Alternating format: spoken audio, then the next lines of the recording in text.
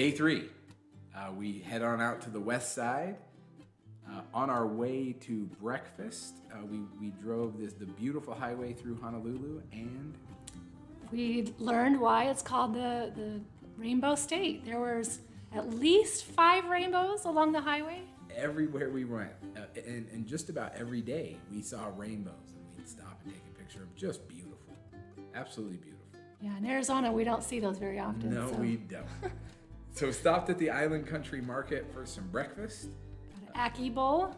And we'd heard a lot about these ackee bowls. I really liked it. It was good, but the honey in it made it a little too sweet for my taste. I loved it. It was really good. The fruit was fresh. Yeah. The sherbet? sorbet, whatever that is. I don't know. It was super yummy. I liked the crunch of the granola. It was delicious. Great. Just the honey made it a little too sweet for me. So we shared that, and I got the Island Country breakfast. It was just eggs and bacon and potatoes. Yeah. It was That's all. Classic. But it was good. Classic breakfast. And once again, we had pork. We had a lot of pork on this trip. A lot of pork. Then we went over to Electric Beach. It's by the power plant there. This was our first attempt at snorkeling. And when you saw this entry point... Yeah, those waves were super intimidating, and I was like, I think I'm going to let you go on without me. That was her waving goodbye to her husband forever. But I put on my snorkel. We had talked to some scuba divers that were in the parking lot, and they said that they had seen a sea turtle. And so I was very excited to get out there. I will say, once I got past the break, and having not been snorkeling before, I kind of thought I was drowning in my own air. But after about a minute, you set yourself right with what you're seeing and your breathing. And then it was just like being immersed in water and being with these fish. I would say once I did get snorkeling, I didn't experience that. So yeah, maybe you just had to get a little acclimated, but I don't think everybody's like that. Yeah, it could have just been the intense nature. So what you do is you follow this. This is like the pipe, and it goes out there, and all these fish are there because the water's really warm, and it was warm once you got out there. There were a couple of snorkelers around and several scuba divers, but I really didn't run into anybody. I'd say this. I had heard a lot about Electric Beach. It was kind of hyped up with all you'd be swimming with, and I didn't have that experience. Never did get to see a sea turtle, which I was very excited for. I understand sometimes there's dolphins around. I didn't have that experience. There was just a few fish, but this was my first exposure to snorkeling, and it was fine. I did get way out from the shore, like where I looked back up and was like, oh no.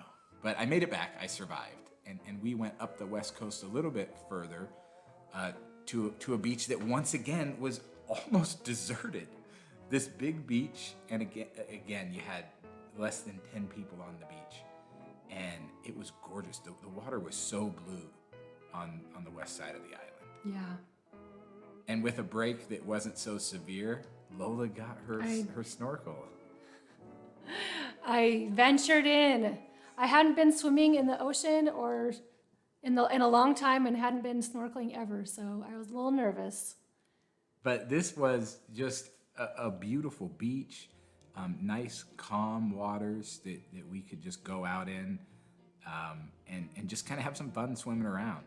There wasn't a lot of fish in this place, not compared with some of the other places we'll go to later, but beautiful clear blue waters, and so we just had a good time going around.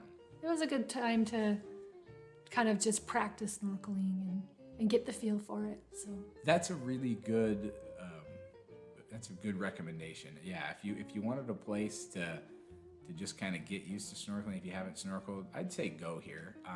For us though, we decided that the west side of the island, we don't have to go back. No, it wasn't our favorite. No. But it still was beautiful. I know. Still paradise. Like your least favorite place in Hawaii is still Hawaii. So it's pretty great, but there's not a lot to do or see on the west side of the island. Not a lot of places to eat. I think that was Right. probably my biggest disappointment is the eating. You know how Yeah, that is. yeah. But for a place to visit, if you haven't been, I mean, put it on the list. But for us, Lower on the list. I think we're one and done, right? Yeah. We'll just stay on the north side. That's our jam. That was our jam, yeah. Chasing this school of fish was pretty cool. Although the pressure in your ears builds up really fast, and it takes a little bit to equalize that pressure.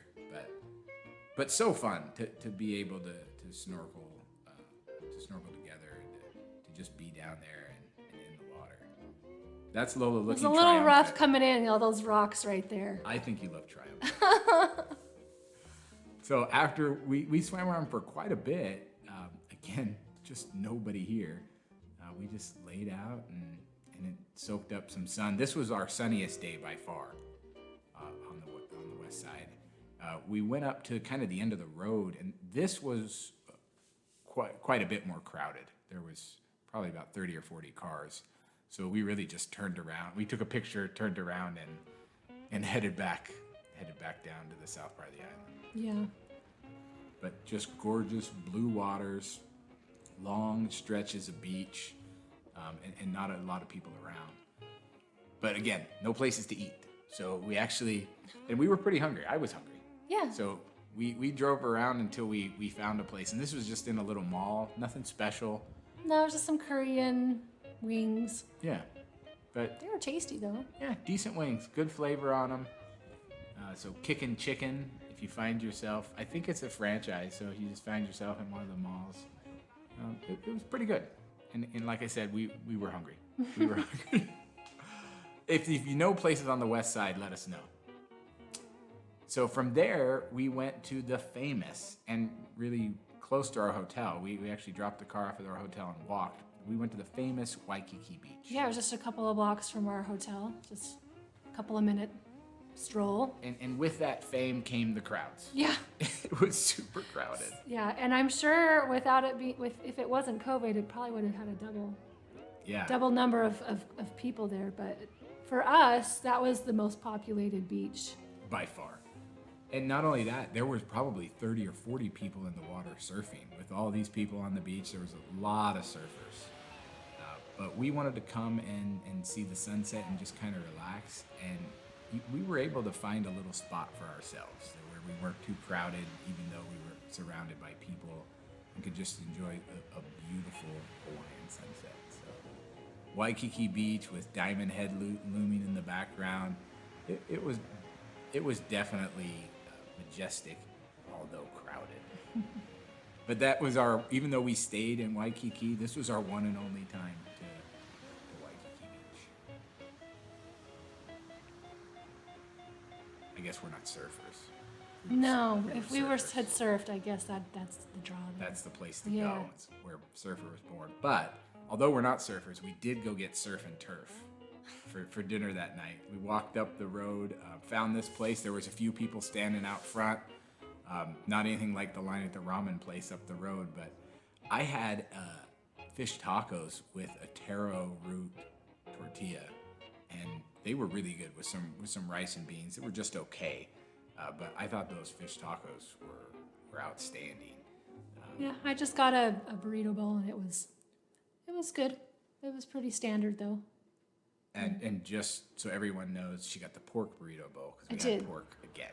Pork's my go-to.